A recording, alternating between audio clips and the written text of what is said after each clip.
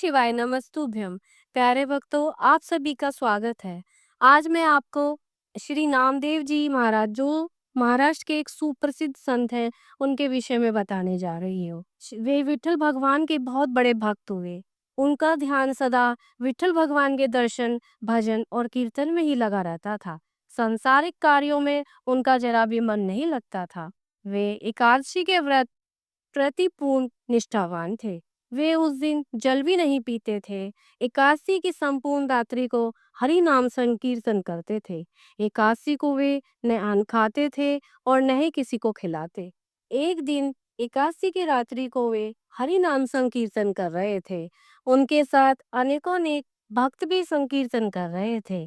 अचानक एक क्षीणकाय, हड्डियों का ढांचा मात्र एक वृद्ध ब्राह्मण उनके द्वार पर आया और बोला, मैं अत्यंत भूखा हूँ, मुझे भोजन कराओ, अन्यथा मैं भूख के बिना मर जाऊंगा।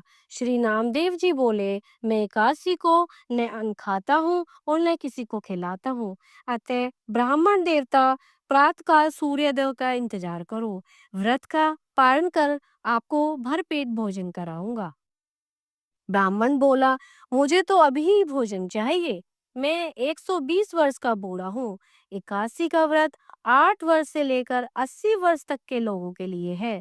मैं भूख से मर जाऊंगा और तुमको ब्रह्म हत्या का पाप लगेगा। श्री नामदेव जी ने कहा, ब्राह्मण देवता, चाहे कुछ भी हो जाए, आपको भोजन नहीं करा सकता, कृपया आप सुबह तक प्रतीक्षा करें। श्री नामदेव जी के ऐसे व्यवहार के प्रति अन्य ग्रामवासियों ने नामदेव जी को निष्ठुर कहा और ब्राह्मण को भोजन देना चाहा, परंतु ब्राह्मण ने भोजन लेने से इनकार कर दिया। कहा, यदि मैं भोजन ग्रहण करूंगा तो सिर्फ और सिर्फ नामदेव से ही करूंगा। श्री नामदेव जी ने जब ब्राह्मण को भोजन न दिया तो कुछ समय बाद उनके प्राण पखेरु उड़ गए।